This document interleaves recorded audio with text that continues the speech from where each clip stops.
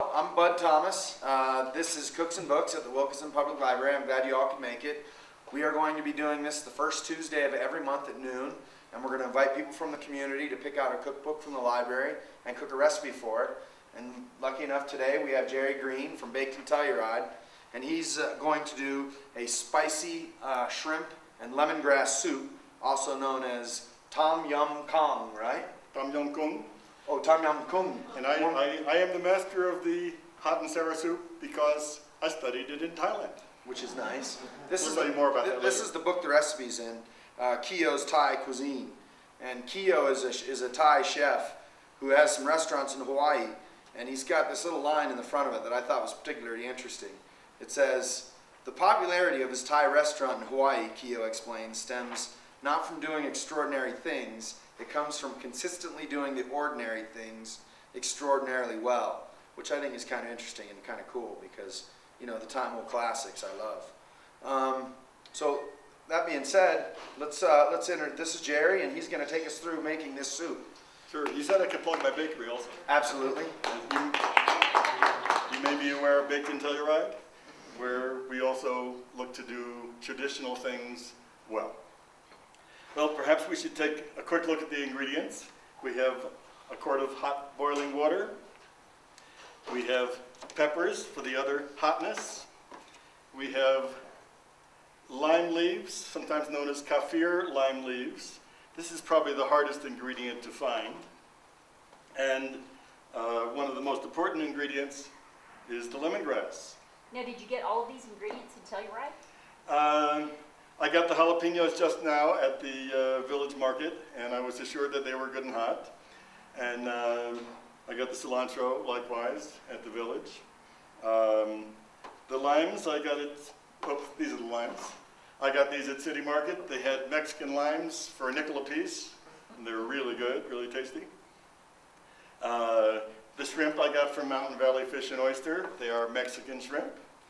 And the mushrooms come pre-sliced from Cisco. So we have a quart of boiling water, and now we build the base for the soup. The lemongrass,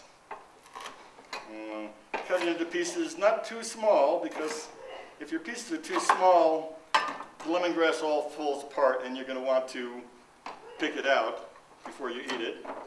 Next, you might stabilize my pots, Bud. There are various ways of bruising the lemongrass. That's one way.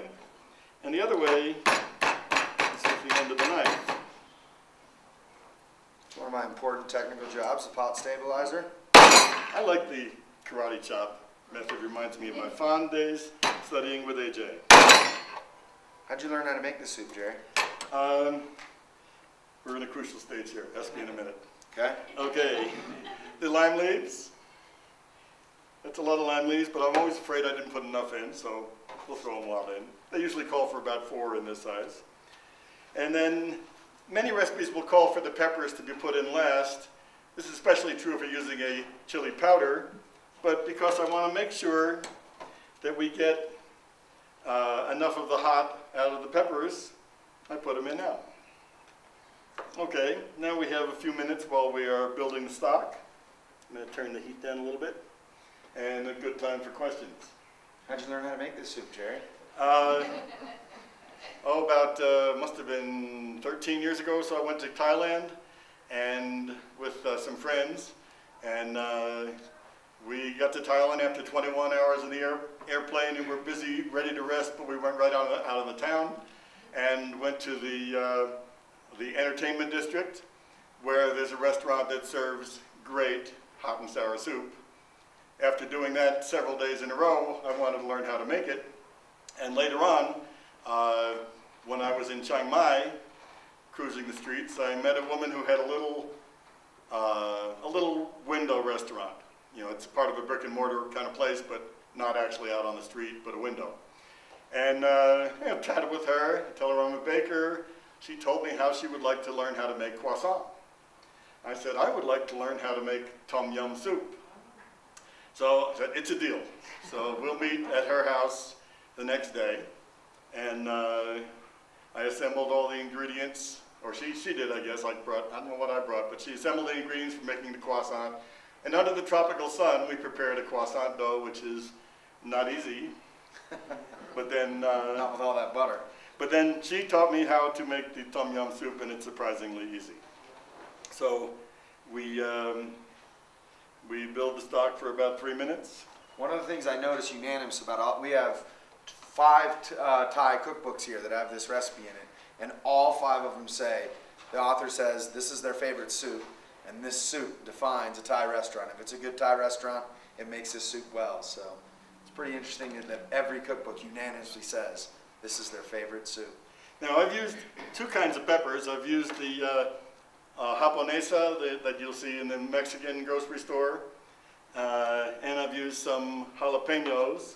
The most traditional would be little Thai bird peppers, but you could use serranos, you could use chili powder, and the main thing is how hot do you want it, and sometimes you never know until it's too late. Okay, we have the peppers. Jerry, you said that the lime leaves are hard to get. Where did you get those? I went, one of my favorite neighborhoods in Denver is South Federal. And there's quite a bit of Mexican culture there, Mexican restaurants and groceries, but especially it's a tremendous Asian area from about Alameda on south. And I have a favorite grocery store, a Vietnamese grocery store at right about 800 South Federal. And when I was last in there a couple of months ago, I stocked up on sauces, and I bought some fresh lime leaves and fresh lemongrass. And I made the soup just a couple days later, and yes, it makes a difference. They have the freshest ingredients. They freeze very well too, so if you're there and you get enough, they hold their flavor and texture and everything when they're frozen. All right, I'm going to add some mushrooms, which came pre-chopped. How nice. Has anyone here been to Mountain Valley Fish and Oyster in Montrose?